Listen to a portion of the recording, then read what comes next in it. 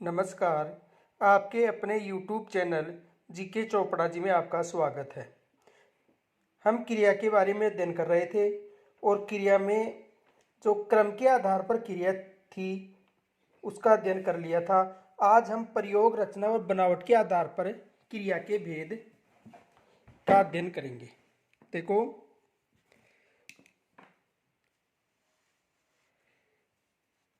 प्रयोग,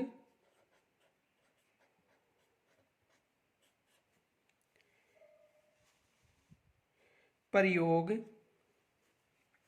रचना या बनावट के आधार पर, बनावट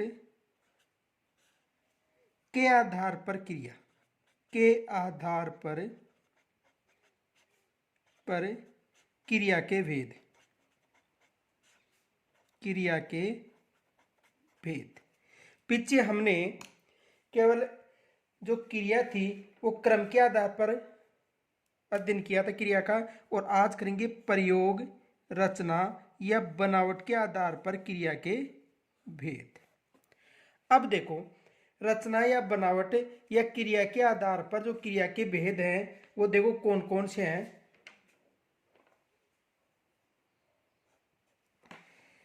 यानी सामान्य क्रिया,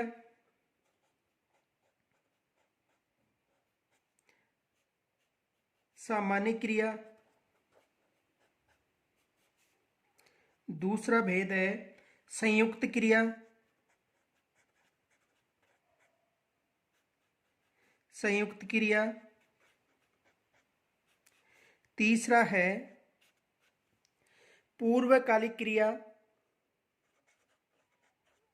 पूर्वकालिक क्रिया। कौन कौन सी भेद है? सामान्य क्रिया, संयुक्त क्रिया, पूर्वकालिक क्रिया, परिणार्थक क्रिया,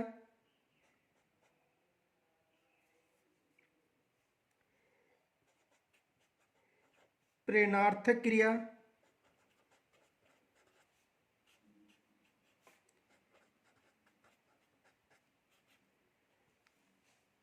नाम धातु क्रिया,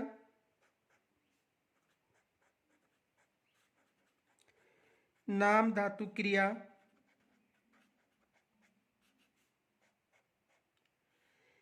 कृदंत क्रिया, कृदंत क्रिया, सजातीय क्रिया,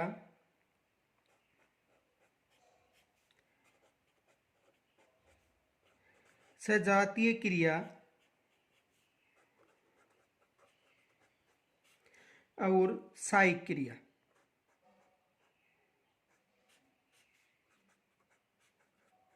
सहायक क्रिया। तो क्रिया के यानी कहने का मतलब प्रयोग, रचना या बनावट के आधार पर सामान्य क्रिया, संयुक्त क्रिया, पूर्वकालिक क्रिया, परिणार्थक क्रिया, नाम धातु क्रिया, कृदंत क्रिया, सजातीय क्रिया और सहायक क्रिया। तो सबसे पहले हम सामान्य क्रिया का अध्ययन करेंगे। किसका अध्ययन करेंगे? यानी जो सामान्य क्रिया है वो किसे कहते हैं? तो देखो, सामान्य क्रिया,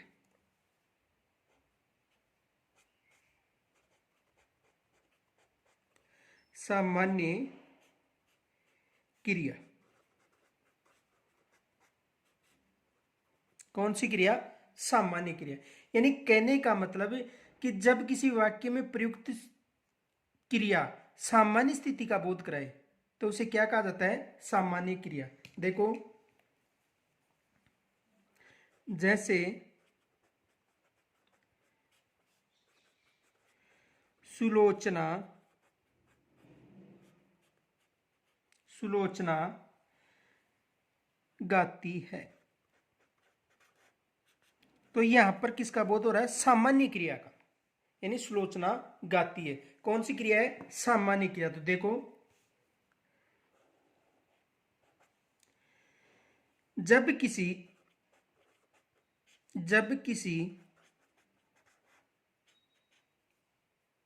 वाक्य में, जब किसी वाक्य में प्रयुक्त क्रिया प्रयुक्त क्रिया सामान्य स्थिति का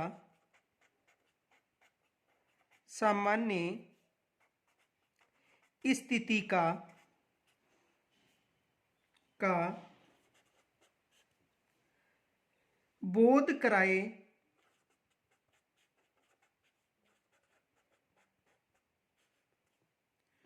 तो वह सामान्य क्रिया कहलाती है। तो वह सामान्य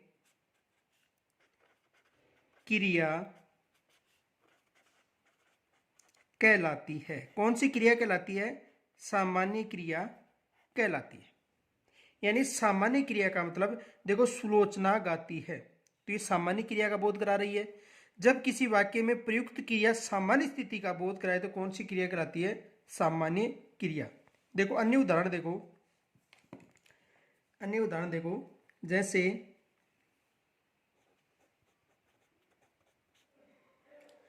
कुत्ता भौंकता है।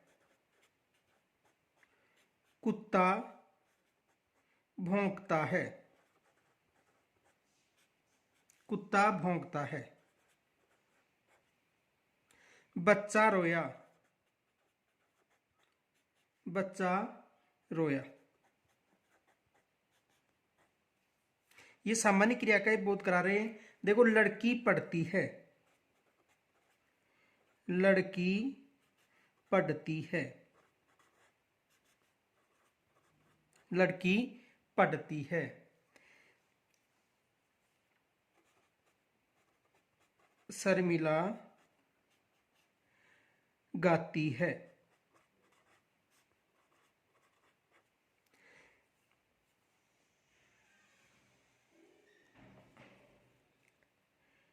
धर्मेंद्र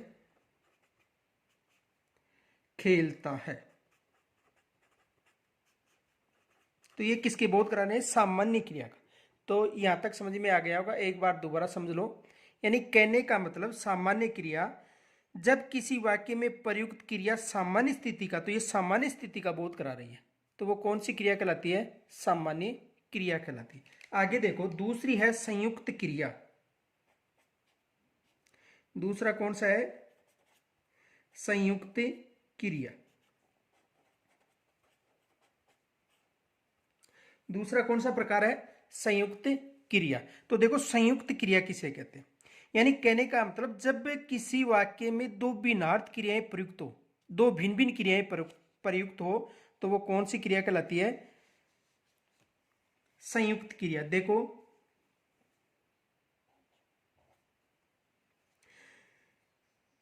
सुनीता ने खाना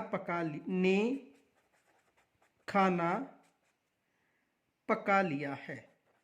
पका लिया है। तो यहां पर खाना और पका लिया दो अलग अलग, यानी जब किसी वाक्य में दो भिन्नार्थ क्रियाएं, दो भिन्नार्थ खाना और पका लिया, दो भिन्नार्थ क्रिया संयुक्त हो, तो वो कौन सी क्रिया कहलाती है? संयुक्त क्रिया। देखो,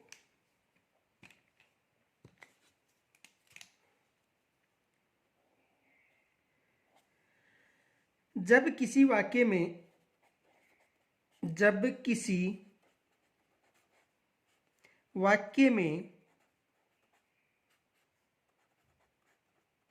जब किसी वाक्य में दो भिन्नार्थ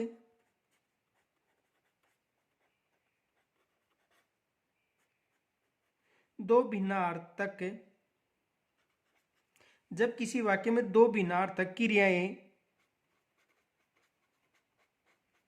क्रियाएं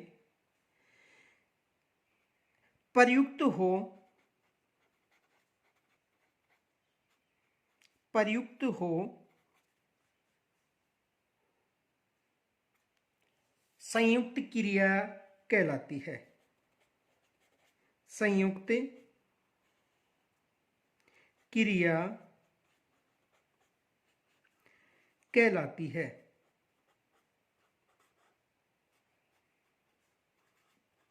कौन सी क्रिया कहलाती है? संयुक्त क्रिया कहलाती है। देखो यहां पर देखो, सुनीता ने खाना पका लिया, तो इसमें दो भिन्न भिन्न क्रियाएं प्रयुक्त हो रही है, तो ये कौन सी क्रिया हो गई? संयुक्त क्रिया। आगे देखो,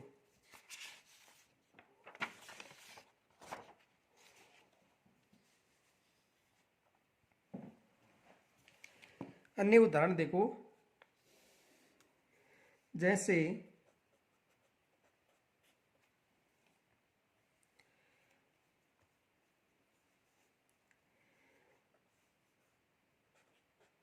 ममता ने खाना खा लिया। ममता ने खाना खा लिया है। तो इसमें दो संयुक्त क्रियाएं प्रयुक्त हो रही हैं। और आगे देखो,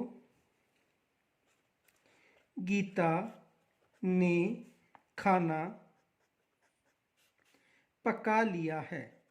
पका लिया है, यानी कहने का मतलब, देखो खाना खा लिया है, तो ममता ने खाना खा लिया, दो क्रिया हो गई, खाना और खा लिया। खाना पका लिया, तो कहने का मतलब है कि जब किसी वाक्य में दो भिन्नार्थ क्रियाएं प्रयुक्त हो तो कौन सी क्रिया कहलाती है? संयुक्त क्रिया। आगे देखो, तीसरा प्रकार, पूर्वकालिक क्रिया। पूर्वकालिक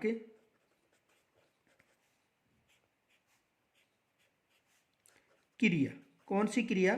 पूर्वकालिक क्रिया, यानी कहने का मतलब एक क्रिया से पहले कोई क्रिया प्रयुक्त हो, यानी एक क्रिया से पहले कोई क्रिया संपन्न हो, तो वो कौन सी क्रिया होती है?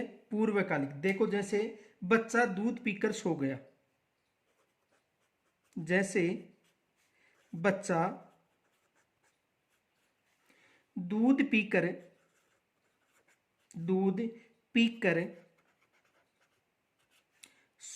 सो गया। देखो, सो गया एक तो ये क्रिया हो गई, और एक दूध पीकर, तो यानी जब किसी वाक्य में प्रयुक्त क्रिया से पहले संपन्न हो, अर्थात किसी वाक्य में दो भिन्नार्थ क्रियाएं प्रयुक्त हो, तो वह क्रिया पहले संपन्न होती है, वह कौन सी क्रिया कहलाती है? पूर्वकालिक क्रिया। तो देखो,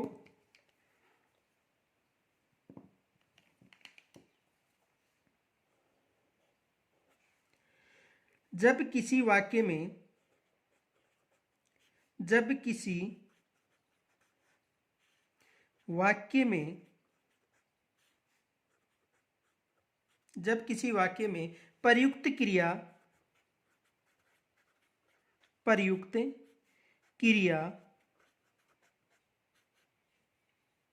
पहले संपन्न हो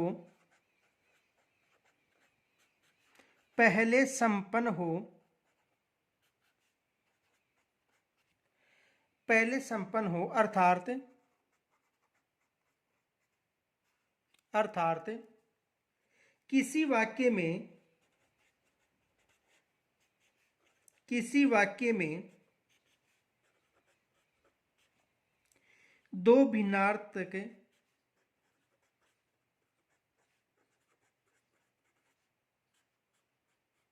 दो भिन्नार्थक क्रियाएं प्रयुक्त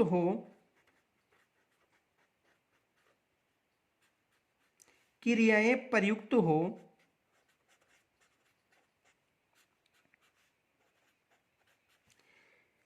तो जो पहले क्रिया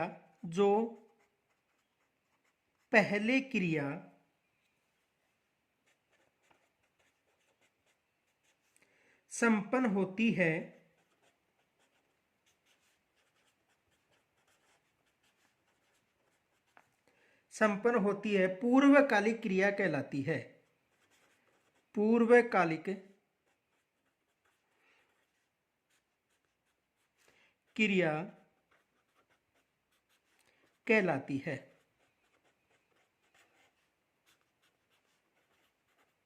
कौन सी क्रिया कहलाती है? पूर्वकालिक क्रिया कहलाती है। अब देखो, समझो, यानी सो गया और दूध पीकर, तो ये जो सबसे पहले कौन सी क्रिया हो रही है? दूध पीकर। यानी क्या पीकर, दूध पीकर सो गया। तो ये जो पूर्वकालिक क्रिया संपन्न हो रही है उसे क्या कहता है, पूर्वकालिक। यानी जब किसी वाक्य में प्रयुक्त क्रिया पहले संपन्न हो, तो पहले क्या है, दूध पीकर। अर्थात किसी वाक्य में दो भिन्नार्थ दूध पीकर, पीकर और सो गया, भिन्नार्थ क्रियाएं प्रयुक्त हो तो जो पहले क्रिया संपन्न होती है उसे क्या कहा जाता है, पूर्वकालिक क्रिया। जैसे देखो वो अन्य उदाहरण,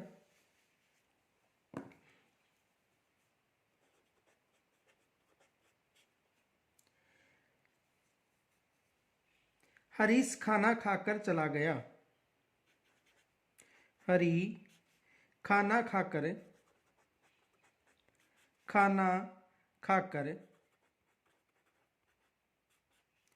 चला गया।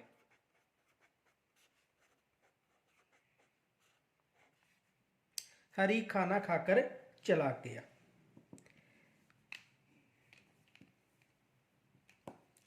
और बच्चा दूध पीकर सो गया। तो ये किसके उदाहरण है, पूर्वकालिक क्रिया के।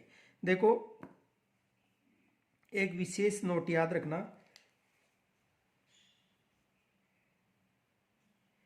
नोट इस क्रिया को याद रखने का, यानी किस क्रिया को, पूर्वकालिक क्रिया को याद रखने का। देखो एक, देखो पूर्वकालिक क्रिया, पूर्वकालिक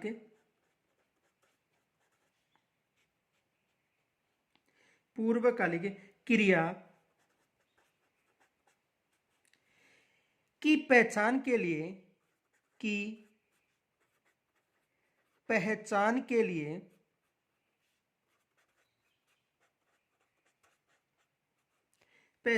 लिए वाक्य में प्रयुक्त क्रिया, वाक्य में प्रयुक्त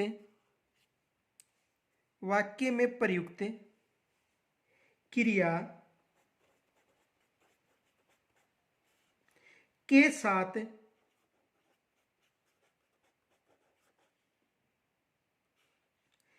क्रिया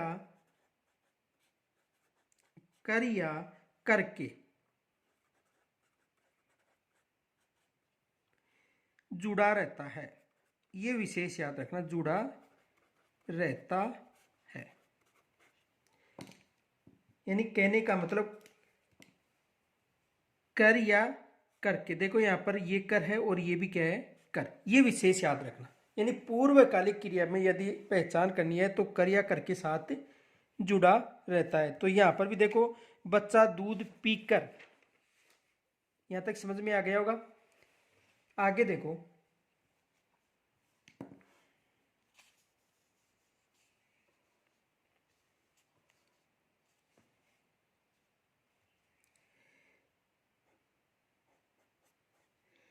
प्रेरणार्थक क्रिया।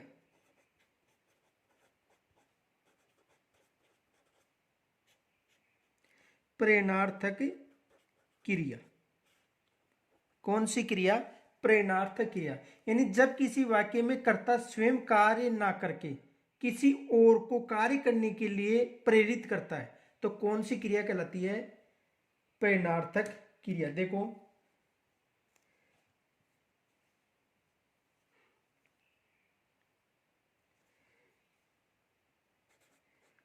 तारा ने गीता को, या तारा ने गीता से पत्र लिखवाती है, या तारा गीता से पत्र लिखवाती है, पत्र लिखवाती है।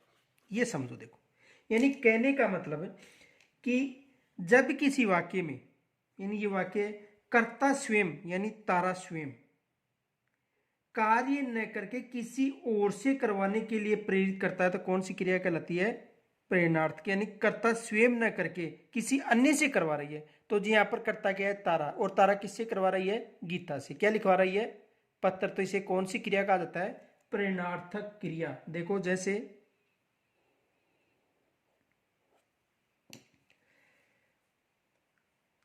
जब किसी वाक्य में, जब किसी वाक्य में, जब किसी वाक्य में कर्ता स्वयं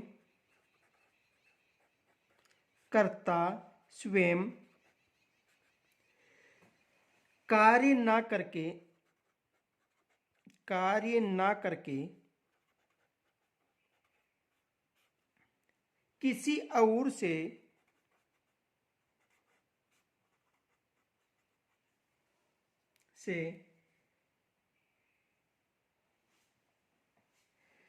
किसी और को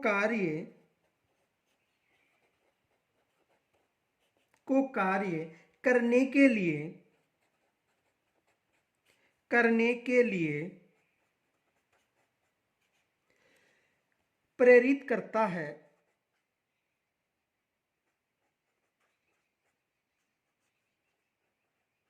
प्रेरित करता है, प्रेरणार्थक क्रिया कहलाती है। प्रेरणार्थक क्रिया कहलाती है। कौन सी क्रिया कहलाती है? प्रेरणार्थक क्रिया कहलाती है। यानी कहने का मतलब, देखो ये कर्ता स्वयं न करके किसी अन्य से कार्य करवा रही है, तो ये कौन सी क्रिया का उदाहरण हो गया? प्रेरणार्थक क्रिया। जैसे देखो, जैसे ममता पवन से कपड़ा धुलवाती है।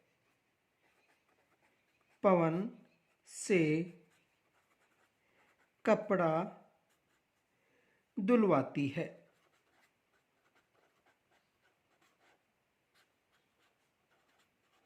अब यहां पर कर्ता स्वयं न करके किसी अन्य से कार्य करवा रही है, तो कौन सी क्रिया हो गई? प्रेरणार्थक क्रिया। यहां तक समझ में आ गया होगा। आगे देखो, नाम धातु क्रिया।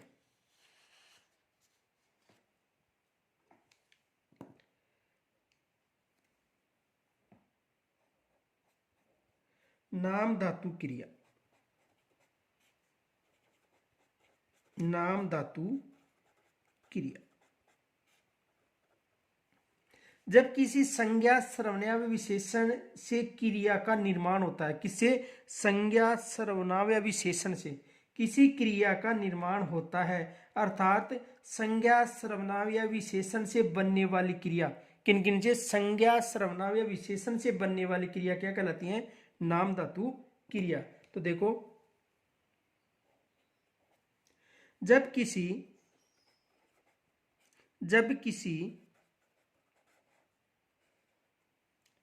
संज्ञा सर्वनाम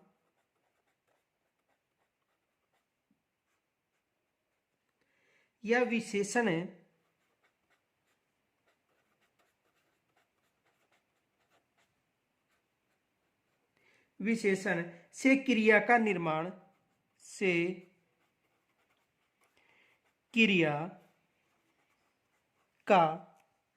निर्माण होता है।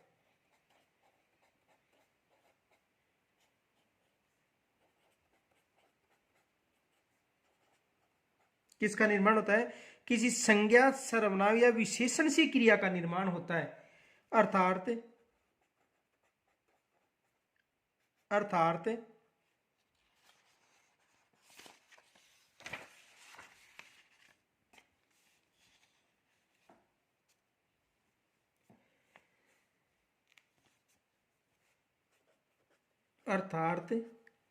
संज्ञा सर्वनाम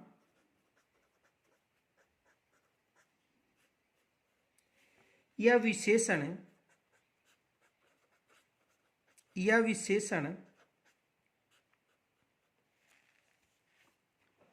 से बनने वाली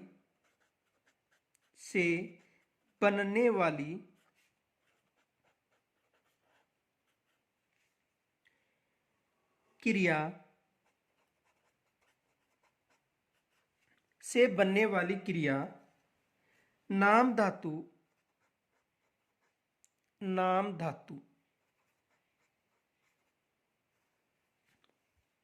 नाम धातु क्रिया कहलाती है। क्रिया कहलाती है। यानी किनसे बनने वाली? किसी संज्ञा, सर्वनाम या विशेषण से बनने वाली क्रिया नाम धातु क्रिया कहलाती है। अब देखो उदाहरण देखो, जैसे देखो शर्म से शर्माना,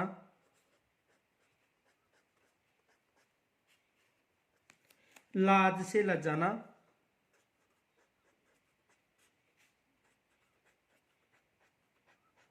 लाज से लजाना, गरम से गरमाना,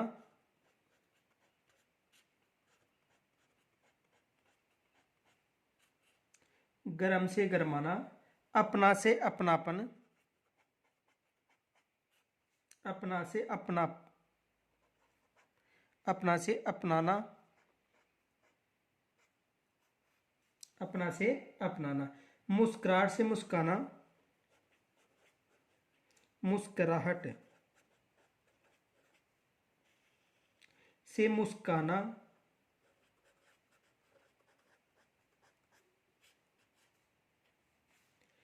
घबराहट से घबराना,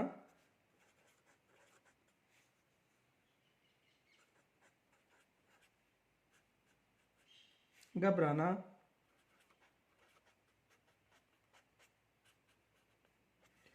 चिल्लाहट से चिल्लाना,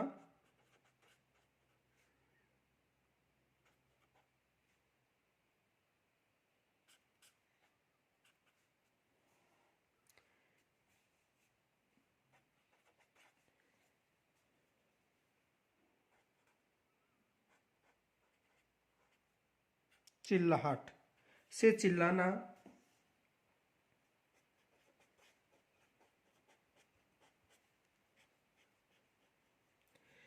तथा थकावट से थकान, थकावट से थकान। यानी कहने का मतलब कि संज्ञा, सर्वनाम या विशेषण से बनने वाली क्रिया क्या कहलाती है? नाम धातु क्रिया कहलाती है। यहां तक समझ में आ गया होगा। आगे देखो,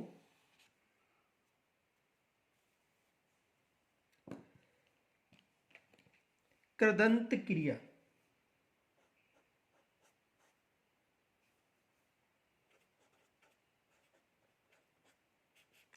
कृदंत क्रिया, देखो कृदंत क्रिया यानी जब किसी क्रिया में मूल धातु के साथ प्रत्यय का प्रयोग किया जाए और उससे बनने वाली क्रिया क्या कहलाती है? कृदंत क्रिया। देखो मूल धातु के साथ यदि प्रत्यय का प्रयोग हो जाए तो वो कौन सी क्रिया कहलाती है? कृदंत क्रिया। देखो जब किसी क्रिया, जब किसी क्रिया, जब किसी क्रिया, जब किसी क्रिया की मूल धातु की, मूल धातु के साथ, के साथ प्रत्यय का प्रयोग, प्रत्यय का प्रयोग किया जाए, किया जाए तो उससे बनने वाली क्रिया, उससे बनने वाली क्रिया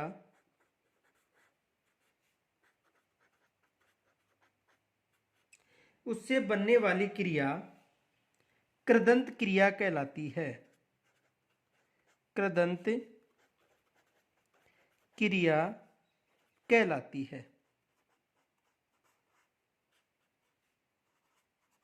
कौन सी क्रिया कहलाती है? कृदंत। यानी कहने का मतलब मूल धातु यानी संस्कृत की धातु के साथ ना जुड़ जाता है तो कौन सी क्रिया कहलाती है? कृदंत क्रिया। देखो जैसे, जैसे हस के साथ, हस धातु के साथ ना जुड़ना, क्या हो गया? हंसना।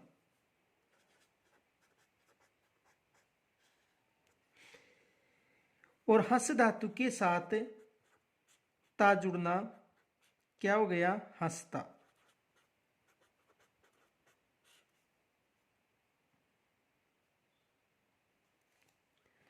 और हंस धातु के साथ कर, हंस धातु के साथ कर यानी हंस कर।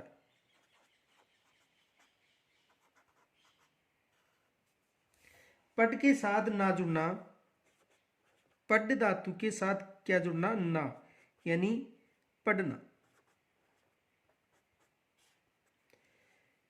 और पड धातु के साथ ता जुड़ना, यानी पढ़ता।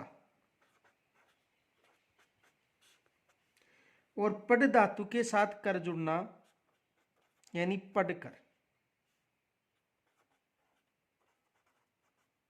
देखो, जब किसी क्रिया की मूल धातु के साथ प्रत्यय का प्रयोग किया जाए और उससे बनने वाली क्रिया क्या कहलाती है? कृदंत क्रिया। तो समझ में आ गया होगा, मूल धातु और साथ प्रत्यय जुड़ा है। धातु हंस के साथ ना जुड़ना, हंसना। हंस के साथ ता जुड़ना, हंसता।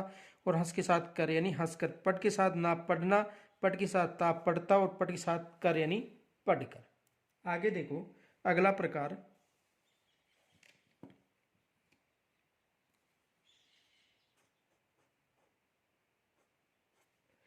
सजातीय क्रिया। सजातीय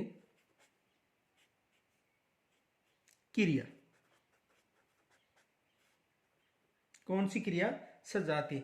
यानी जब किसी वाक्य में एक ही मूल धातु की दो क्रियाएं प्रयुक्त हो। एक ही मूल धातु कितनी क्रियाएं? दो क्रियाएं। तो वो कौन सी क्रिया कहलाती है? सजातीय क्रिया। देखो, जब किसी वाक्य में, जब किसी वाक्य में, किसी वाक्य में, जब किसी वाक्य में एक ही मूल धातु में, एक ही मूल धातु, एक ही मूल धातु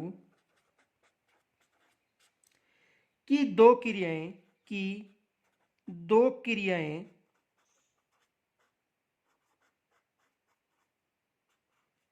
की दो क्रियाएं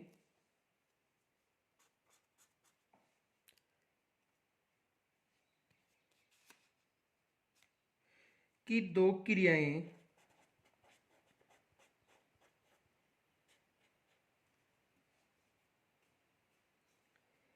प्रयुक्त हो, प्रयुक्त हो, अर्थात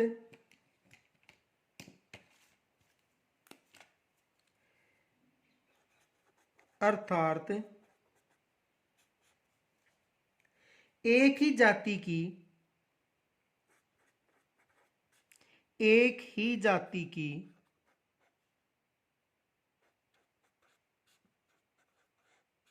एक ही जाति की दो क्रियाएं, दो क्रियाएं प्रयुक्त हो,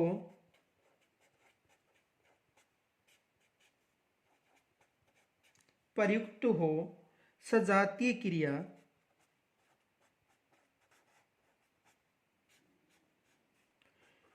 सजातीय क्रिया कहलाती है।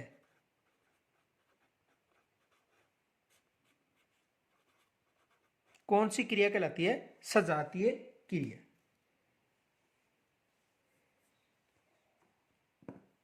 जैसे देखो,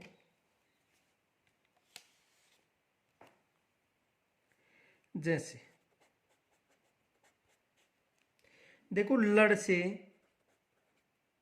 दो क्रियाओं का निर्माण हो रहा है।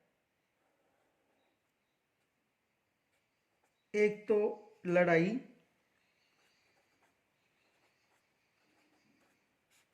और दूसरी लड़ी। दूसरा देखो, पट से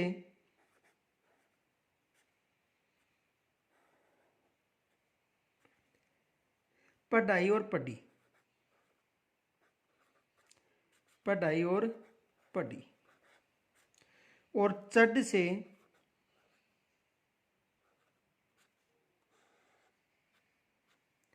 चढ़ाई और चढ़ी।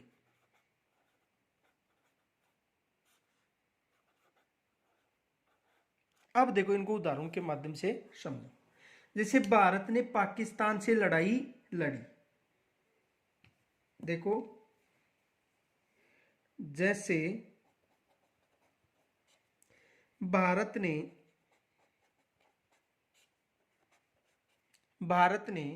पाकिस्तान से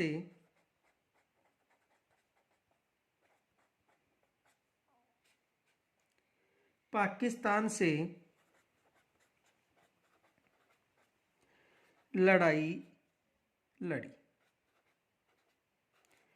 तो लड़ाई और लड़ी एक सजाती क्रिया के उदाहरण है। जब किसी वाक्य में प्रयुक्त एक ही मूल धातु के साथ दो क्रियाएं, कौन कौन सी, यानी लड़ से दो क्रियाएं होगी, लड़ाई और लड़ी, यानी भारत ने पाकिस्तान से लड़ाई लड़ी।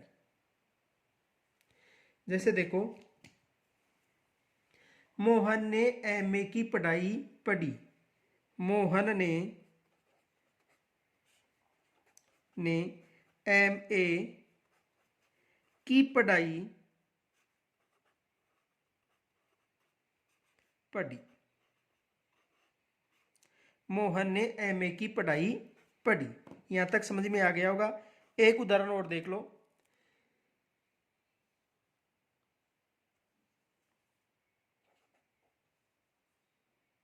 बछेंद्री पाल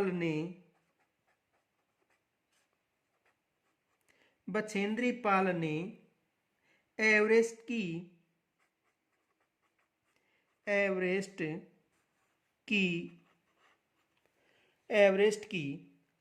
चढ़ाई चढ़ी। एक बार दोबारा समझ लो। देखो सजाती क्रिया ने जब किसी वाक्य में एक ही मूल धातु, यानी लड़ एक मूल धातु है, से दो क्रियाएं, देखो लड़ मूल धातु दो क्रियाएं होगी, लड़ाई और लड़ी। ये मूल धातु पढ़ होगी, इसकी दो क्रियाएं पढ़ाई और पढ़ी। चढ़ मूल धातु इसकी चढ़ाई और चढ़ी। तो कहने का मतलब जब एक ही जाति की दो क्रियाएं प्रयुक्त हो तो वो कौन सी क्रियाएं कहलाती है, सजातीय क्रिया। आगे देखो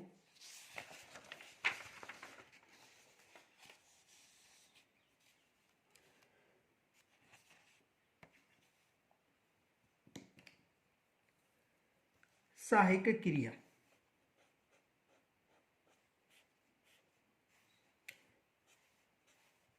सहायक क्रिया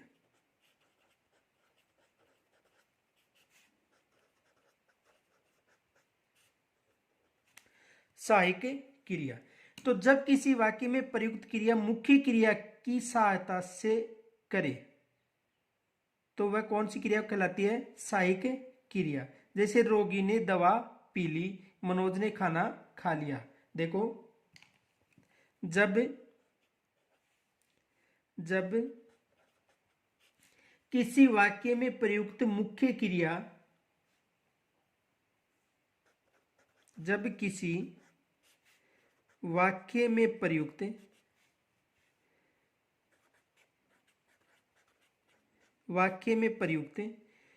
क्रिया मुख्य क्रिया की सहायता से मुख्य क्रिया की सहायता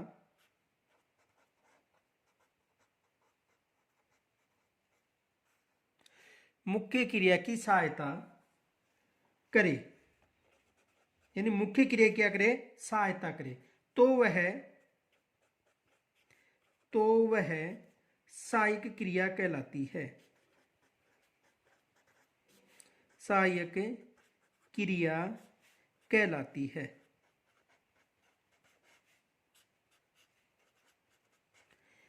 देखो जब किसी वाक्य में प्रयुक्त क्रिया मुख्य क्रिया की सहायता करे, इन मुख्य क्रिया की सहायता करे तो वो कौन सी क्रिया कहलाती है, सहायक क्रिया। जैसे देखो